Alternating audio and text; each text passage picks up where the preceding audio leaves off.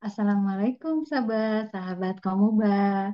Hari ini Kakak Umi akan ngebahas soal materi kelas 7 SMP ya. Oke, kita akan mulai dari materi bahasa Indonesia. Siap ya, adik-adik kelas 7 ya. Baik, materi bahasa Indonesia pertama itu tentang apa ya? Yuk kita simak. Penggunaan imbuhan asing yang mengandung arti melawan terdapat pada kata apa nih?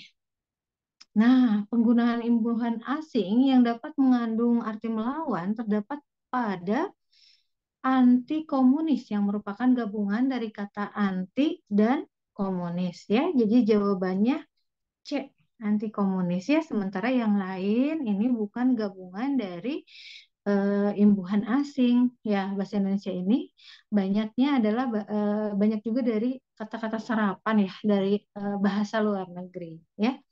Nomor satu jawabannya adalah C. Oke, next nomor dua. Ciri teks prosedur yang membantu orang membantu sesuatu.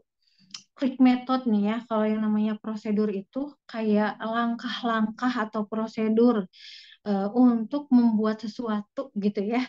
Jadi teks prosedur itu suatu teks yang berisi langkah aktivitas atau kegiatan untuk menyelesaikan sesuatu pekerjaan. Tentunya dalam teks prosedur ini dibutuhkan sebagai panduan bagi seseorang dalam membuat atau menyusun sesuatu. Oke, di antara option ini yang merupakan ciri dari teks prosedur adalah yang C ya. Jadi mencantumkan alat dan bahan. Ini biasanya dipakai untuk praktikum atau memasak gitu ya, prosedur apa resep dan sebagainya ya. Jadi ciri-cirinya tentunya harus ada yang option C. Oke. Next nomor 3 ya, nomor 3. Taburkan keju di atas kue bolu. Kalimat di atas merupakan apa ya? Nah, ini berarti ada katakan ya, taburkan. Berarti harusnya pakai kata tanda seru. Tanda seru ini berarti dia meminta atau memerintah seseorang untuk menaburkan keju di atas bolu. Berarti disebutnya kalimat perintah ya. A. Oke, nomor empat ya. Penggunaan kata yang menunjukkan ukuran yang akurat pada teks prosedur. Nah, ukuran tuh harus pas ya, satuannya harus akurat dan sebagainya. Jadi tidak boleh ada kata-kata yang rancu, misalnya seperlunya, misalnya sesuai kehendak hati, kayak gitu. Jadi harus benar-benar eksak ya.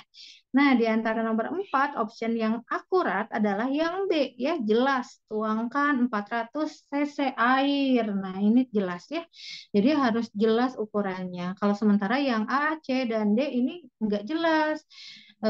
Atau satuannya tidak baku ya, secukupnya. Hingga merata, rebus agak lama. Nah, ini juga enggak jelas ukurannya. Ya, jadi nomor 4 jawabannya adalah B. Next, nomor 5. Anda akan merasa bangga dengan hasil kerja yang memuaskan.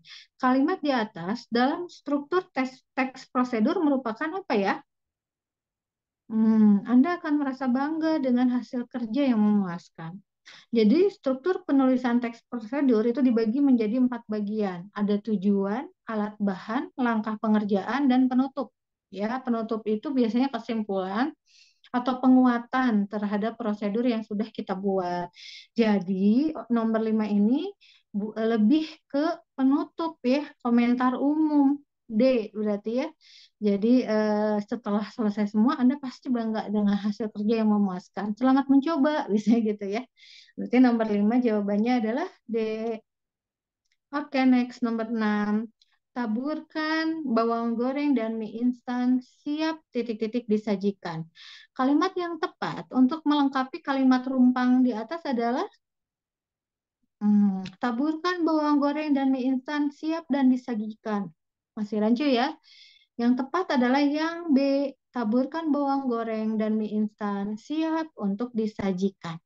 Jadi konjungsi tujuan adalah semacam konjungsi modalitas yang menjelaskan maksud dan tujuan sebuah peristiwa ya. Kata-katanya misalnya selain untuk ada supaya, guna, agar, dan seterusnya. Oke, itu nomor 6. Next, nomor 7. Kalimat yang memotivasi seseorang untuk melakukan sesuatu adalah, berarti ini kalimat motivasi ya. Nah, yang tepat adalah yang D.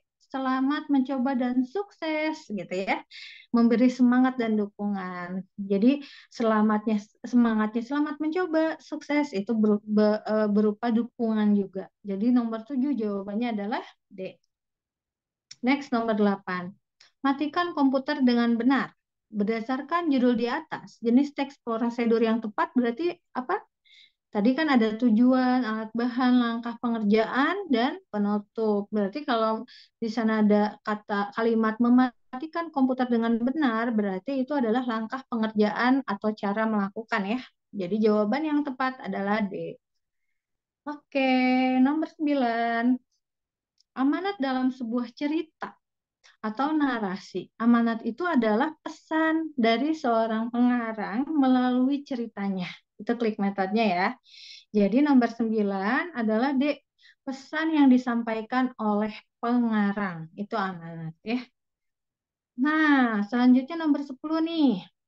Bacalah teks di bawah ini. Ini apa ya?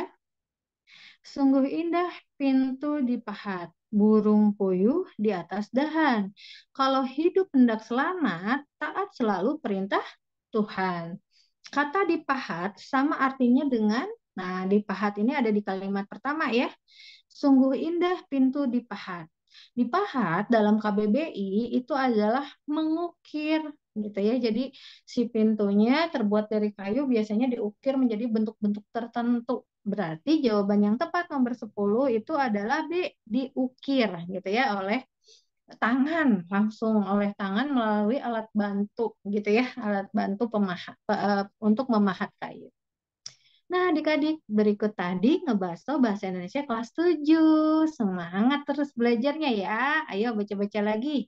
Next, kita akan ketemu di pembahasan soal berikutnya. Ngebahas selanjutnya dengan menu apa ya? Kita lihat nanti. Dah, Assalamualaikum.